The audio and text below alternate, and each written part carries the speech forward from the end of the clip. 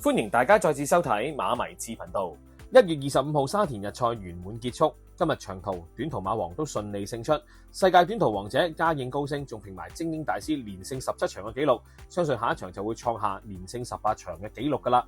今日浪漫勇士雖然出戰非強項嘅1600米，但係勝出嘅姿態相當輕鬆，估計浪漫勇士好大機會成為今季嘅長途3冠王。今日我哋馬迷智心水推介表現都唔錯，希望幫到智友們贏錢啦。今日有匹馬值得留意，亦會提供嚟緊星期3嘅心水，記得由頭睇到尾啊！馬迷智嘅成立目的係同廣大馬迷分享一啲揀馬心得，一齊以小博大，刀仔鋸大樹。如果中意我哋嘅分析，就記得訂閱啦！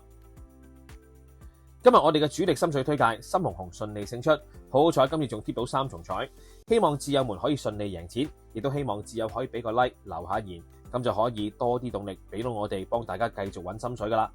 今日騎師楊明倫嘅發揮，我個人認為相當之好，沿途走位都好順滑，同深紅紅已經人馬合一。深紅紅排住13檔起步，出閘嘅反應都非常一般，可能檔位差，出閘又慢，騎師楊明倫就慢慢將匹馬留喺後面位置度跑。好彩呢一場嘅段速都算快，將惡劣嘅檔位形勢影響減到最低。沿途深紅紅都尚算有遮擋，轉彎嘅時候，楊明倫就盡顯同深紅紅最佳拍檔嘅表現。雖然蝕咗少少位，佢就移出去外檔，逐步咁追上嚟。見佢贏馬嘅姿態都唔算好用力，下次再出，智友們都要留意啊！深立演藝特約，上仗有好嘢。今日嘅備忘馬係嚟自大衛希斯馬房第5場5號嘅都靈冠星，呢匹3歲仔孭住128磅，一衝就過咗上場贏得好好嘅威武年代，能力一啲都唔係嘢少。都靈冠星排住14檔起步，出閘嘅反應非常之快，可能排咗個差檔，所以騎師布文就有部署咁樣慢慢將匹馬留喺後面位置度競跑。可惜沿途都喺外踏度跑，轉彎嘅時候仲要蝕位無數，到臨尾300米以為佢會腳軟，點知布文努力策騎底下，都靈冠星以勁勢上前，一衝就過晒。呢匹3歲仔今季應該大把世界，亦都會係希斯嘅變倍器。早幾日馬會公布咗香港經典一哩賽嘅優先出賽名單，錄音前13匹嘅參賽馬都已經有咗配搭，唯獨是趕上尾班車嘅標誌宇宙仲未公布騎師，唔通會喺外國揾個勁人騎師翻嚟執韁？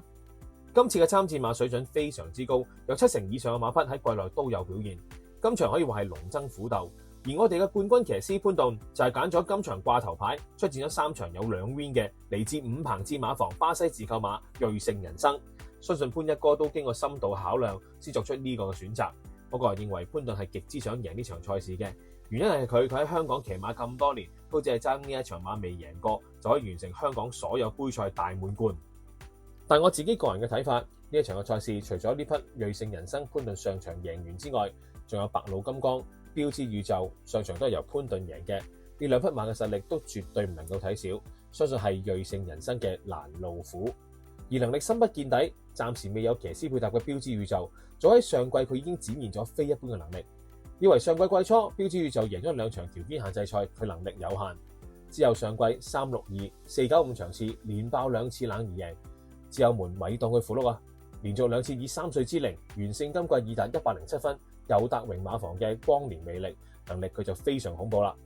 尤其係495場次，佢首戰1000米一衝過晒，加上今季一出就贏，鐵證回復健康，王者回歸。標誌宇宙排住11檔起步，出賽反應都係一般。騎師蔡明少都盡量將匹馬留喺中間位置度跑，可惜排檔實在太差。雖然騎師做到將匹馬守喺中間位置，但可惜沿途都係只能夠3踏。除此之外，呢一場馬嘅短速都非常之快，第一次初跑1600米嘅馬嚟講，難度又再提升。轉彎嘅時候，騎師蔡明少對標誌宇宙都信心十足，選擇唔幫佢慳位，就咁5踏咁轉。喺初跑呢個路程蝕位快段速嘅情況底下，都可以輕鬆贏當其時當打嘅立百川，就知道今年經典一哩賽標誌宇宙可能係潘頓嘅最強對手。今次我哋馬迷智有2匹馬會推介俾智友們，第一匹嚟自五棚志馬房，另一匹係嚟自徐雨石馬房。智友們應該有留意到我所提供嘅心水馬，都應該好耐冇主力推介五棚志馬房嘅馬匹，主因係今季佢馬嘅表現已經冇以之前同呂健威爭冠軍嘅時候咁勁，馬匹攰咗而搏馬唔準，成績就必定冇以前咁好。但今次佢揀佢馬房嘅馬匹，原因係我發現佢有一隻馬符合我嘅揀馬原則，同埋表現都尚算準成嘅良駒，佢就係將我列陣3班1000米嘅仍然威風。仍然威風係一匹5歲嚟自愛爾蘭嘅自購馬，今季已經第3季喺香港服役，但只係贏得1場頭馬。不過對於呢一匹北半球馬嚟講，里程都仲算新。另外，仍然威風上個季初已經可以征服3班，相信佢一早已經服咗水土。但遲遲未有第2場嘅頭馬，相信練馬師伍鵬志之前都幫緊佢揾最合適嘅場地同埋路程。雖然第1場嘅頭馬喺沙田1400米攞到，而今次佢就回師發育谷出擊，相信佢對上2場喺沙田出戰無功而還，就決定揀翻佢喺216場次有超水準表現發育谷嘅1000米。呢一場嘅 form line 極強，仍威風呢一場雖然只係得個第2，但佢提下敗仗之後再出表現都相當唔錯。燭光晚餐、天星再出贏3班賽事，幸運星球喺4班賽事超班咁贏。我見到呢場216場次嘅賽事水準係一場強組嘅對決。仍然威風排住3檔起步，出閘嘅反應都係唔錯。雖然排咗個靚檔，但係佢內側嘅馬匹就頂住佢，外側嘅馬匹又快過佢。騎師班德禮就只好守住3搭中間位置度跑。轉彎嘅時候為咗避免阻塞，因而蝕咗少少位。但仍然威風去到臨尾大約150米先係真真正正有位衝，判斷衝刺力特強，鐵證到仍然威風谷草能力極強。相信今次可以攞到香港嘅第2場頭馬啦。利時標行特約投注錦囊。第7場嘅心水，我哋要8號仍然威風、11號金創福威、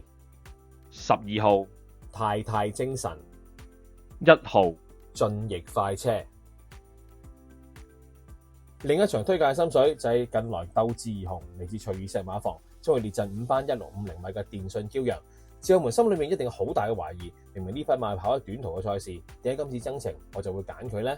我有幾個論據去支援嘅。上季我都曾經2次提供過電訊驕陽，分別喺613、655嘅場次，佢就分別攞到1個亞軍同1個冠軍。之後嘅賽事表現都係一般，去到今季嘅賽事佢仍然可以上到名。佢上次跑擺明唔啱跑嘅沙田1004米，但居然可以後上衝到一段，證明馬匹仍然在狀態。評磅員都對佢好好，跑完上場之後都減佢2分。佢今次可以降落5班度跑，雖然今次初跑1650米，但我認為練馬師徐宇石唔會無的放矢，等於佢之前將風神大幅增程跑2200米一樣。今次我提供電訊驕陽，主要因為佢卡士夠又有狀態，希望呢一匹可以係半冷門，幫自由門過下關。利時標行特約投注錦囊。第2場嘅心水，我哋要2號電訊驕陽、11號極速之子、 5號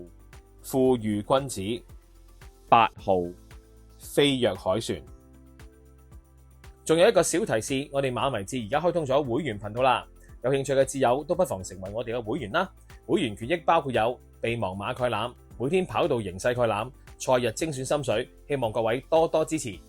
最後都希望馬迷們幫我哋點讚、訂閱、撳埋個鐘仔，接收我哋第一手嘅資訊，亦都可以留言俾我哋集思廣益，作深入嘅賽馬交流。最緊要就係分享埋俾你中意跑馬嘅朋友啊！祝大家贏多啲，我哋下集再見。